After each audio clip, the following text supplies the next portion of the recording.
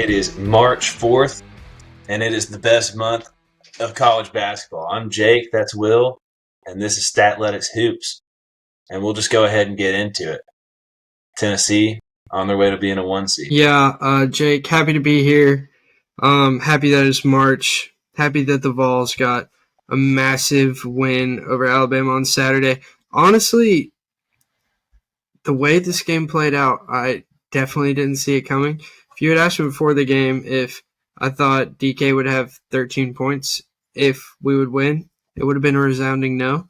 So good to see some offensive production come from other areas. Great games from Zakai Ziegler and Josiah Jordan-James. Still tough stretch finished out for the Vols. They traveled to South Carolina on Wednesday and then get Kentucky at home, but they can go 2-0, secure the 1 seed in the SEC tournament. They'll have a great shot to move pretty far in the SEC tournament and lock up a 1 seed in the big dance. I'll be honest, Tennessee was due for a good game from everybody except for Connect, because that Auburn game, if Connect wasn't playing, Auburn would have beaten us by 15, 20 points. So, and Ziegler played, I think he had like 10 turnovers by himself. So it was a bounce back spot that wasn't a bounce back spot almost, because the team played so bad against Auburn. Defense wasn't there. Auburn scored a lot of points against us. It just happened to be Connect's best game of the year. So, and it was really awesome. We were ready to take a hold of the moment, and it's always phenomenal whenever your team plays bad and you still beat a quality opponent, and that's what Tennessee did early in the week. And then it's always good when your best player doesn't score that much and you beat a quality opponent away from home. Even though I will say Connected play bad, he opens up so much for the rest of the offense. It's just, whenever you're getting double teamed 30 feet from the basket, you don't really do a whole lot of scoring. So he made the right reads, and overall it was a great game. So I'm looking forward to it. What do you think the odds would have been to go 2-0 this week for Tennessee? To beat Auburn and Bama, I would have put it at definitely less than 50, because the chances of us, I didn't feel like we would beat Bama. So that game, the chances would have been less than 50. So, throw the Auburn in there, you multiply those odds by each other. Probably 20, 25%, and just two outstanding performances, both very fun games. And it just feels like this is the first Tennessee team that's been built for March since that 2019 team with Grant Williams and Admiral Schofield and Jordan Bone and all those guys. So excited to see what they do down the stretch. This one feels a little bit different. I think this team beats that Grant Williams team. That's a hot take. Is there anybody on the team now that was there that year? I think that was the year before Santi and Josiah, so it wouldn't be either of them. Yeah, I think everybody's gone. If you just look at how we score and we're able to defend at such a high level compared to those Tennessee teams, that if it wasn't Grant scoring the ball, there was no one else really scoring the ball. But with this Tennessee team, you have Santi that I don't even think he scores 10 points a game. And last year he was a first-team All-SEC. That was kind of outlandish of you to say that 2019 team only had one score. If you look at it, there's only one person that could have created shots. I know Admiral was on that team. Admiral was really good.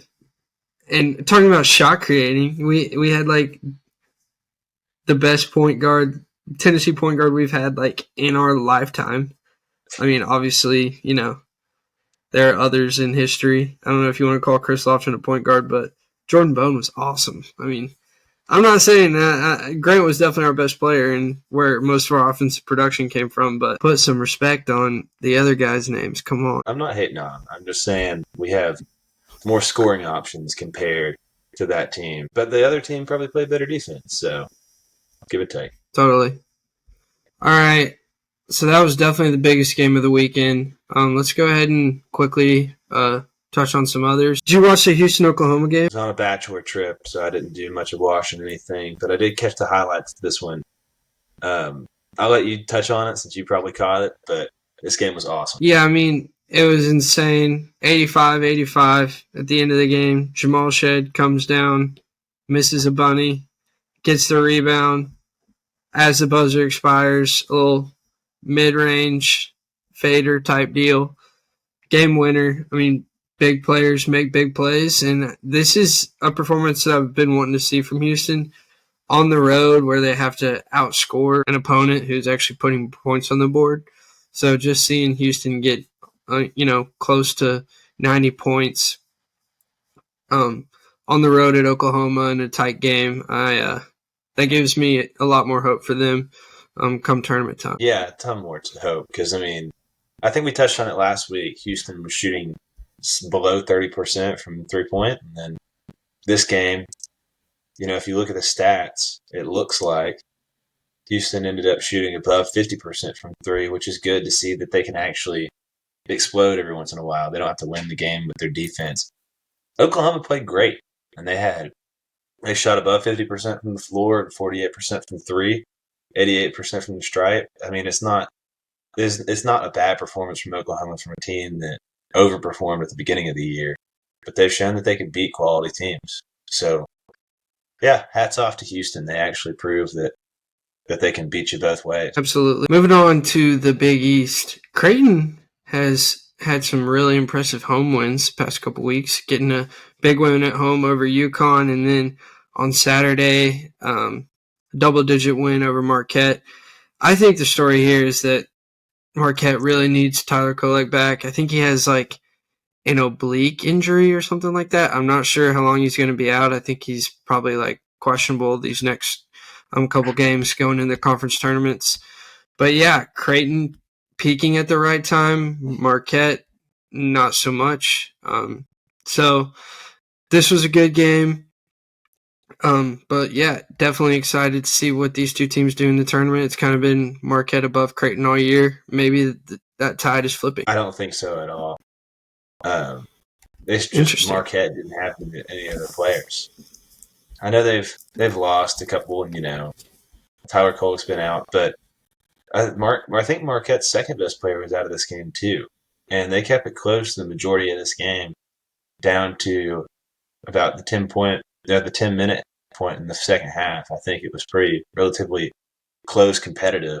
I don't know if that was because Creighton understood that they were missing guys, or looking across the court and not seeing an All-American point guard kind of helps out with that. But in my eyes, I think Marquette probably wins this game if they have Tyler Kolek, all things together. I mean, all things the same. So, I don't know. I mean, a good win by Creighton. I'm not trying to discredit them, but it just wasn't as impressive to me, at least. Totally. A couple games. Michigan State lost to Purdue by 6. It was at Purdue. Zach Edey, just another dominant performance, 32-11. And then yesterday on Sunday, UConn won by 30 at home against Seton Hall. So probably actually no doubt about it, the two best teams in the country right now, taking care of business at home against quality opponents like both Michigan State and Seton Hall. They were threats to pick up big road wins over the heavy favorites. But right now it just feels like Purdue and UConn are even compared to Tennessee and Houston, I feel like Purdue and UConn are just head and shoulders above the rest of the country. And the matchup between Zach Edey and I think it's Donovan Clingan, is that UConn's big dude's name? Yeah. He's like 7'2". He had like 19 against Seton Hall. But I really hope somehow the stars align and we get that matchup in the Final Four. Definitely, probably not very likely, just because they would also probably meet in the national championship game because they'll be the top 2 overall seeds. But, I mean, if we have a situation like Gonzaga and Baylor where the two best teams all year just take care of business in the tournament and then meet in the finals, I think that would be really, really cool. Yeah, it would certainly be cool. But I don't want to talk necessarily as much about those two. I want to talk about Michigan State. In your mind, is the seat getting a little hot for Tom Izzo? Because they've been underperforming quite a bit. They have a senior-led team. They have two guards that have been there for forever. And, a lot of people picked them as a dark horse in the Big Ten this year. And they have severely underperformed, not really lived up to standard, and that has been the last couple of years. Yeah, I mean, you know how Coach Izzo is in March, though. I mean, I feel like he's less on the hot seat than Calipari is. Which I don't know if you agree or disagree with that, but they've lost 3 straight. 2 of them they definitely shouldn't have lost. They lost to Iowa and Ohio State at home before losing to Purdue. But before that, they won 3 straight. They won at home against Illinois, great win. And then they won on the road at Penn State and Michigan, 2 not very good teams, but, taking care of business in a conference game on the road. But yeah, no, I don't think there's any way they fire Tom Izzo. They'll still be a tournament team, right? Or is losing these 3 straight? Are they out of it? I think they're a bubble team, and they weren't a bubble team a week and a half ago or 2 weeks ago, whenever that was. But they've just dropped so many, and for a team that has as many guys that's been there so long, you just don't really expect that out of them. I do think the seat's getting a little hot for Tom. I don't think that he's necessarily going to get fired, per se. But I could see them forcing him out the door, pulling a little Philip Fulmer action on him. So I'm looking at this bracket prediction from Clutch Points. I have no idea how reputable this site is. But, I mean, it seems like they know what they're talking about. And they have Michigan State in as a 9 seed. So yeah, they don't even have them. They don't even have them as one of the last 4 buys. So Clutch Points still thinks Michigan State has solidified themselves as a tournament team with some good wins, which I don't necessarily disagree with. And who knows? Get Tom Izzo in that tournament with those guards who have been there for 8 years. I still think they can make a run. I don't hate that take. I mean, especially if they're struggling right now, it would only be right if it times up for them to get hot come tournament time. Tournament times, it sneaks up on you like it's not that far away, but in a basketball sense, it is far away. And you got some teams will play up to 4, 5, 6 games before tournament tips off, which is nuts to think about. So just because you lost 3 straight at the end of February doesn't really mean anything for March. We'll see. All right, back on the next game. Wait, you got something else you want to touch on? I was gonna say I do agree with the statement that Purdue and UConn seem to be in a different tier than Houston and Tennessee. As of late, Tennessee's kind of making a case for it, but if you look at the entirety of the season, I don't think there's a doubt that they deserve to be in the same conversation at this point. Maybe if Tennessee wins the SEC regular season and tournament, then you. This might be simplifying it too much, but I don't think Tennessee matches up well with either of the squads. Like, I think it's as simple as are Jonas Adu and Tobey Walker going to be the ones guarding Zach Edey? And if so, like, is that going to be enough? I mean, I don't want to, try to sound casual, too dumb, but I really do. I'm like, if we run into them, what are we going to do? I don't know. And especially because last time we had that Grant Williams team, who'd we lose to in the Sweet 16? Carson Edwards and the Purdue Boilermakers. And so, I don't know. It would just kind of be, if we ran into them in the Final Four, it would just feel kind of like it would be a revenge game for us, or it would just, we just couldn't guard the big guy. Well, the funniest thing about us playing Purdue is seeing Zakai Ziegler on the same court as Zach Edey. Yeah, that would be funny. It's a great comparison. Seeing those two stand next to each other. Do you think there's a 12-inch difference in their height? I mean, if Zakai's listed at 5. Wait, no, I did that math wrong. Is there 2 feet difference in their height? How tall is Zach Edey? Zach Edey, I think he's like 6'5", is what he's listed at. He's not. Did you say he's 6'5"? He's 7'5", he's 7'5". We were both dumbasses right there. Okay, so I just Googled it. He said he's 7'4", which I believe that. But Zakai is listed at 5'9", I think. That's a generous 5'9". Yeah, I've stood next to him before. Very nice guy. But I'm not much taller than 5'9", and I do feel like I was a bit taller than him. So I'm like 5'10". I'll give myself 5'10". Yeah. That no, I didn't say I was tall. I said I was slightly taller than 5'9". That's not. Flicks on. It's okay. All right. Next game, Virginia sucks. They lost at Duke. They scored 48. Duke scored 73. I mean, this was just an ass kicking from start to finish. Kyle Filipowski recovered from his whatever court storming knee ankle. Apparently John Shire said it was ankle, but it was actually knee, and then he's windmilling at the end of this game, catching stride at the right time. They're getting healthy. I hope Virginia doesn't make the tournament. I don't think they're on the bubble anymore, especially with the Virginia Tech loss. I hope I don't have to watch them play anymore just because it's brutal. The fact that they were ranked 2 weeks ago proves that AP voters don't know a thing. But if well, no, dude, they won like 10 in a row or something like that. Like, they deserve to be ranked, but they just suck. Does that make sense? They teeter up. Yeah, I mean, it does make sense because they're it's the Iowa football. They're so bad on offense, but their defense is so good that they'll beat teams solely based off of defense, which is just... So they won 8 straight from January 17th to February 10th, and then they've lost 4 out of their last 6. So, yeah. They have Georgia Tech at home on Saturday. That game will be abysmal to watch, so I probably just won't watch it. But yeah, I just wanted to, because I feel like I've kind of hyped Virginia up on past shows, talking about how they might be a sleeper to win the ACC because they got to play Duke in North Carolina, and it did not go well for the Virginia Cavaliers. Neither of the games did, so we can put a nail in that coffin. Poverty, but yes. And Kyle Filipowski, just if you're gonna act injured, you need to be injured. But whatever, that's annoying. Yeah, I mean, he might have gotten like Charlie, huh?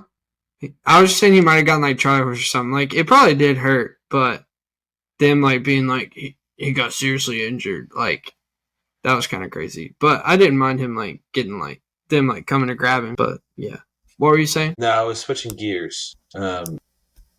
Virginia, in a frustrating way of like how we watch Virginia, and it's terrible. Kentucky has been the complete opposite, which they have been so fun. As a Tennessee fan, they have been awesome to watch, mostly because their games are so entertaining. They score at such a fast rate, and they can't stop anybody. That watching them, I don't even know how to compare them. They just don't. It's if you could combine Virginia and Kentucky, would it be the perfect basketball team? That's a good hypothetical, and I'm here for it. I don't hate that, Jake. That actually, normally I rag on you for saying dumb stuff, but that actually made sense. But yeah, no, I mean, like you said, Virginia. Well, the play styles would kind of be weird because the key to Virginia playing such good defense and staying in games is their slow pace of play, and Kentucky does not play slowly. But yeah, I haven't told you this. I put a future on Kentucky to win the Natty because here's why. If they go on a run, they're so fun to watch. I want to be like cheering for them. It wasn't a huge, like, it wasn't a big unit play, but I bet on them against Mississippi State. Was that Tuesday, I think? And Reed Shepherd just turned into the best basketball player ever. Just did not miss a shot, dropping dimes, getting steals, blocking threes.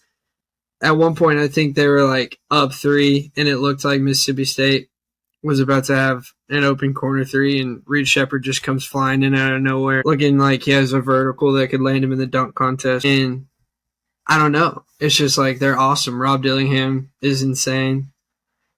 Big Z, you never know what you're going to get out of him, but he's always fired up, cheering on his boys. And I just think they're fun, and I want to be able to root for them if they do make some magic happen. You just had to bring up the Mississippi State game. Oh yeah, I forgot you were on That was, Mississippi State in that one. that was one of the most frustrating games to watch as a sports gambler. Um, it was probably comparable to an Auburn fan watching Don Connect do what he did to Auburn. It It was was just very similar. Of one guy just became better at basketball than everybody else. it was a man winning a game against 5 other guys, and I don't Yeah, even know how to describe that. It was. I mean, there were massive shots at the end from Mississippi State, and it didn't matter what happened. It was just, it was inevitable. It's like the sun rising in the morning. Reed Shepard taking over he that. was like Thanos. Yeah, Thanos. But But yeah, I had to get that off my chest about the future. I also placed one on Tennessee. I think I'm gonna do a couple more once the bracket comes out, and I sometimes you got to see the path. You got to visualize the path, and then you know who has a chance. What I'm worried about for the Vols, sorry to get a little sidetracked. If Tennessee is a 1 seed, that probably means they'll be the 1 seed in the West, where Arizona will be the 2 seed. So is there a world where Tennessee doesn't want to be a 1 seed to avoid basically having to play Arizona in a home game in the Elite Eight? I think it doesn't matter if that's a relative, like a home game for Arizona. I think we clap Arizona. And that's not like anything bad to say about Arizona.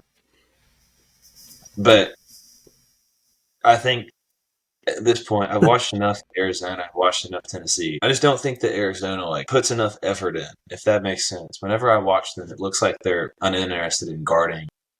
And they have all the talent in the world. It just doesn't seem like they've put it together yet. And I don't know if that's because they had so many transfers come in from San Diego State, Caleb Love, obviously, from North Carolina, and they lost their point guard last year. Maybe they just don't have that camaraderie yet. But to me, I think whenever you get 2 teams that have been one team that's been solidified and another team that's been pieced together, I would go with the more senior team that started more games together than not. I will say the Pac-12 might only have 2 tournament teams, which is crazy. But the other tournament team in the Pac-12 is Washington State, and Arizona's played Washington State twice. Washington State 2 wins. Just saying. Arizona has some good wins, especially early in the season. But I mean, if you're like the best team in your conference by far, you shouldn't get swept by anybody. So, maybe cupcake schedule. I'm agreeing with you here. The one good team in your conference you lose to twice. I don't know. But I do want to avoid, just due to the home court advantage, I really hope Tennessee doesn't end up in the, if it's the West. I mean, if it's like the Midwest, I don't care if Arizona's a 2. I just don't want them to, screw us over like that, which I could totally see happening. Let me do you one better, and we'll kind of continue. We'll rope this in with some game coverage as well. South Carolina beat Florida on Saturday, and just like we talked about with Reed Shepard and inevitability, South Carolina just keeps on winning, just chugs along. Yeah. Doesn't matter if they're favored, doesn't matter if the line's close, doesn't matter who steps out there, they just win. I was on Florida in this one, and it was like down the stretch, Florida seemed like they had it. They were up 8-10 pretty much the whole game, and then there was just big shot at the end, and Florida tied it up with 50 seconds left, and then South Carolina comes down, hits a 3, and it was pretty much over. And it was just Florida didn't lose that game. South Carolina, did what they needed to do to win the game, which I think says a lot about them. Definitely very frustrating. I put out 2 plus money plays Saturday morning. One of them hit. Florida was the other one. I think was the other one Villanova. I think. Dang, Yeah, this is bad. I can't remember. But so Villanova hit, and I also put out the parlay odds. So I was really hoping to give the people a plus 380 winner. Unfortunately, wasn't able to do that. But yeah, South Carolina has a big test on Wednesday, obviously with Tennessee. I don't see them sweeping the Vols, but they do. They're in a great position to win the conference. If they win the regular season SEC and then turn around and win the SEC tournament, what is South Carolina in March? Do you think they're a 2 seed, a 1 seed? That's a tough one. Yeah, I mean, if they win the SEC regular season and then also win the tournament, they'll be at least a 2. The question is, I mean, they currently have a better record than Tennessee. But they played approximately nobody out of conference. But conference, they have taken care of business. So when they've beaten, they take care of business outside of the conference. I guess South Carolina takes care of business. They stand on business. Yeah, it's very unfortunate. I think that's a great way to put it. Yeah, definitely a scary one coming up on Wednesday for the Vols. And then one more, maybe like the biggest win of the weekend for a single team, Gonzaga winning 70-57 at St. Mary's. Just took their on the bubble chances. I don't even want to say popped it, but they are off the bubble. They are in the tournament with that win, no doubt about it. They probably were already in it before that game, but I mean, Gonzaga's peaking at the right time. Mark Few, I mean, never won a natty, and with all the fantastic teams they've had, you don't think it'll be this one, but there's definitely something to just starting to play your basketball at this time of the year. Big win over Kentucky, and now everybody said this was one they needed to go out and show that they belong, and they did that and more. They did. All right, let's do some quick fire. Look ahead to next week. Well, I guess actually this week because we're recording late. I'm going to give you games on Wednesday or games on Tuesday, and then games on Wednesday, and then games on Saturday, and I'm going to see if you want to guess the line on some of these.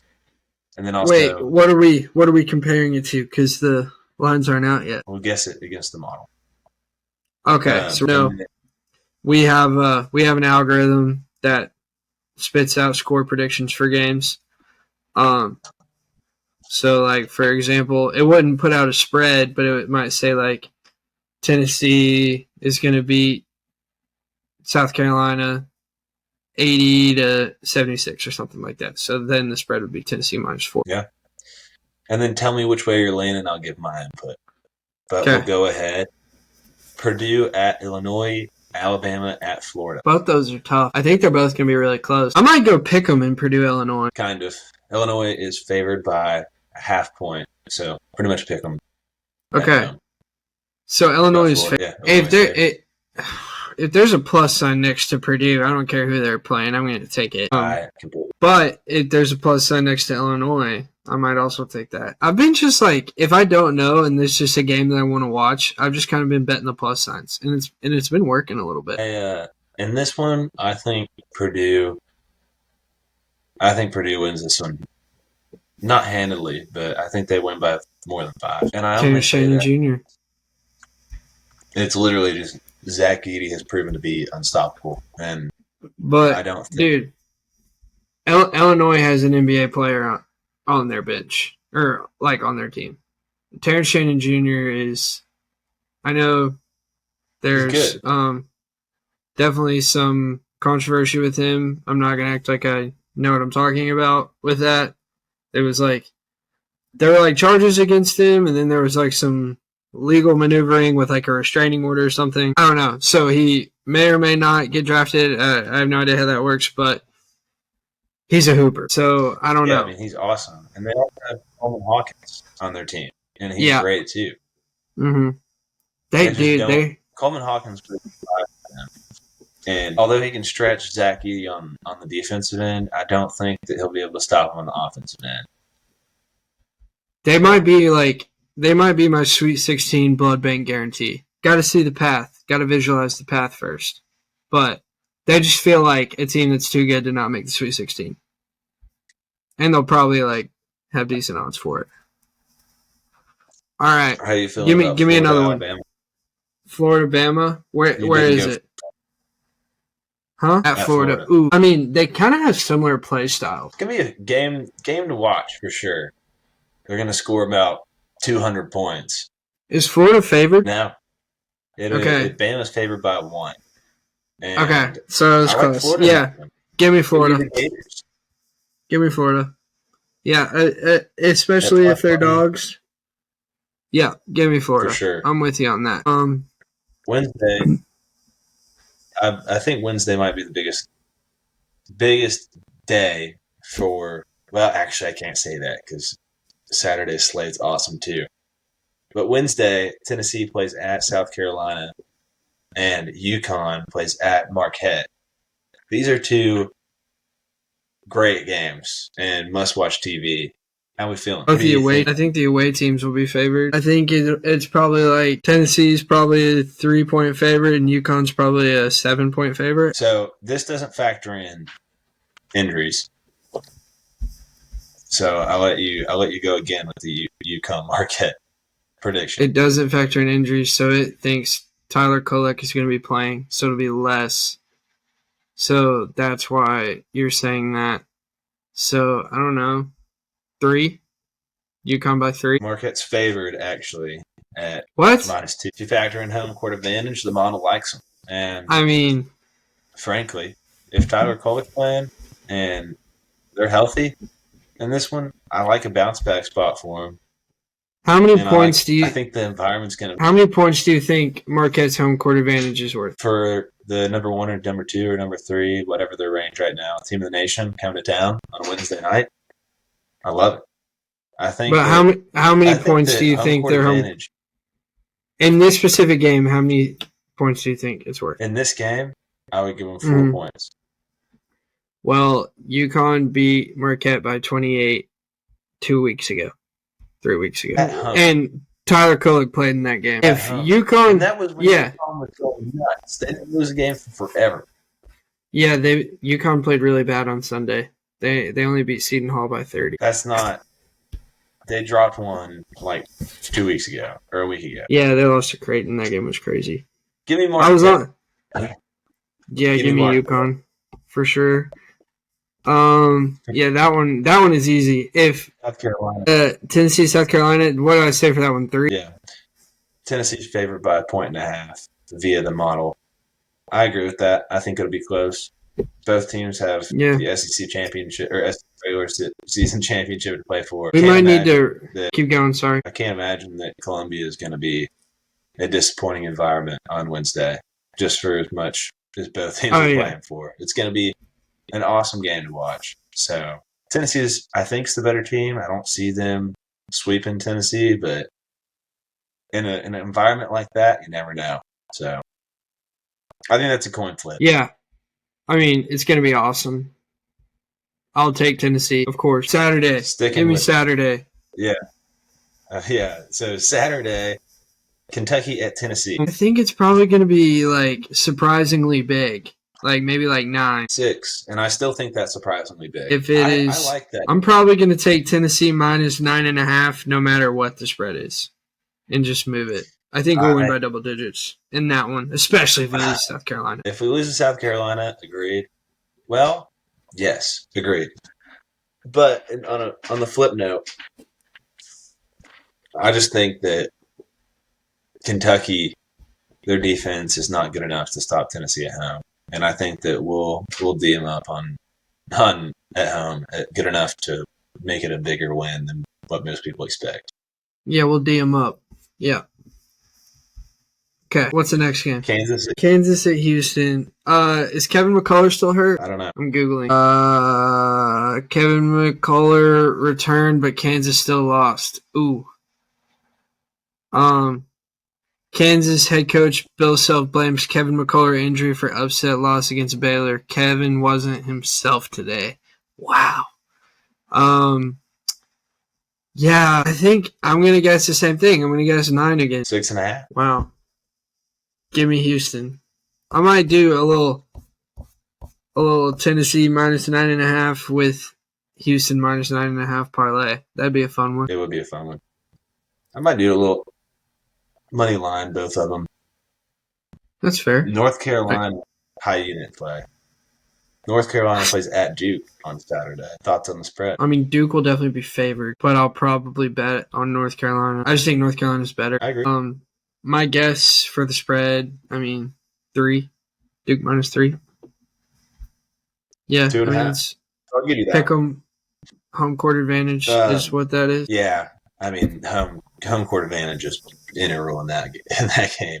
Yeah. I still like North Carolina, though. I think they're the better team. And I don't know. I just think that they're equipped to win on the road, especially against a rival. You just never know what's going to happen in those games. Totally. So, all right. Before we sign off, we have we got conference championship week starting next week. Is it next week? Into next week, I think. Like mid next week, maybe. Like yeah. So let's touch on a couple conference tournament picks you like, maybe some sleepers. We'll hit a few conferences this week and then a few conferences next week. Starting out with the SEC, who do you like? I love Mississippi State. Weird. I've been high on them for a while, but I think they have all the pieces. They just haven't put it together yet. They have a great freshman guard. They also have Tolu Smith, who was hyped up to a point where people thought he was going to win the SEC Player of the Year this year. I mean, to me, they're physical enough to win any game. They just have to shoot well enough to stay in it with some of these high-octane offenses. So, give me Michigan State. Or, no, Mississippi State. Michigan State to win the SEC. You heard it here first. That is Statletics Analytics. Michigan State to win the SEC. I don't know. I feel like the Florida – I don't even know if that's a sleeper because they're just good.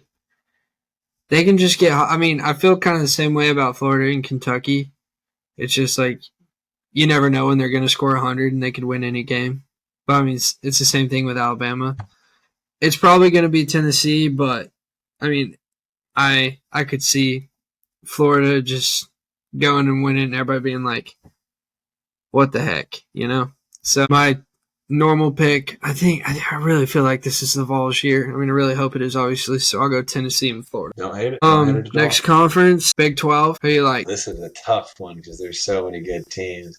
It's hard to pick a sleeper in the Big 12, especially when half of the teams in the conference are ranked.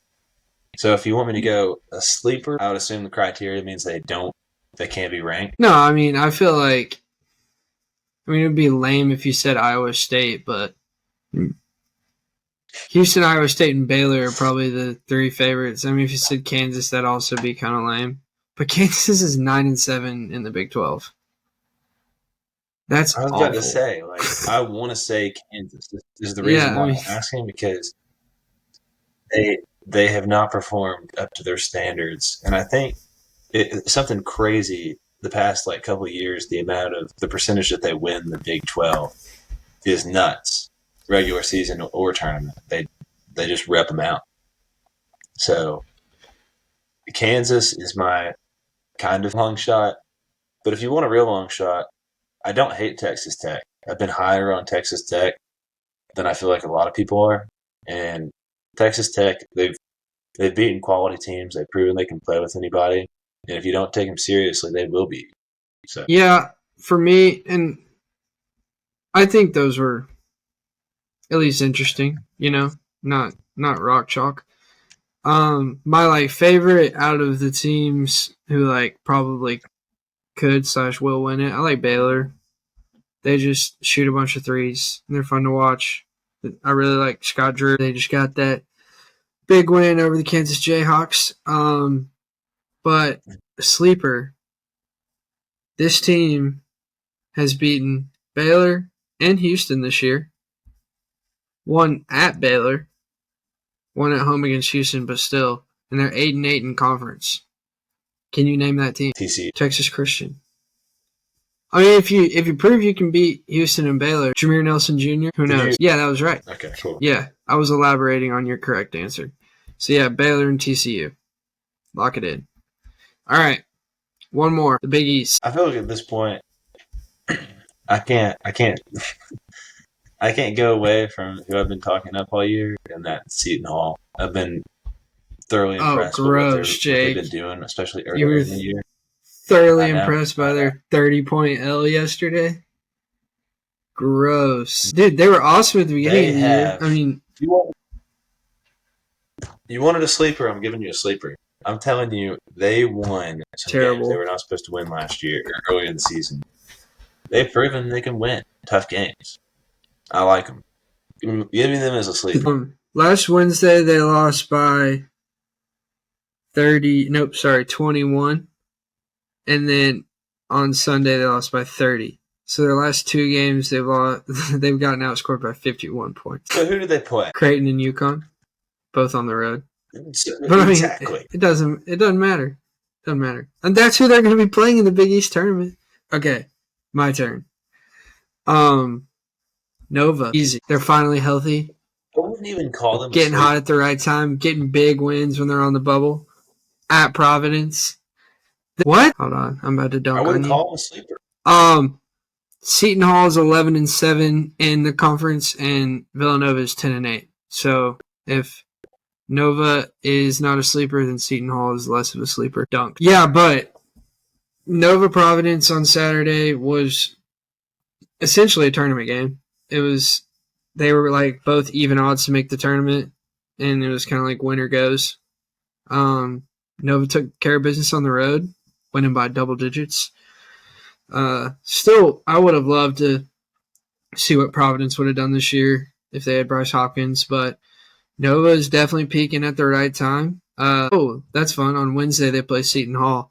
Then close out the year with Creighton. I mean, if they pick up 2 wins heading into the Big East tournament, who knows? Who knows? All right, wraps it up for tonight. Hey, it was great talking to you. Happy we're in March. It's about to be the best month and a half of the year. Maybe we could start putting out maybe a couple shows a week instead of just one. I don't know. We'll discuss, but excited to watch some basketball, put out some picks. Follow us on X, Twitter, whatever you want to call it, Statletics_bets. And you can tail me and Jake. Neither of us are very good. Jake, are you minus units on the year? I don't want to talk about it. I was plus units. Don't mind. Thanks. That's what happened last time. Remember here. I'm a leave.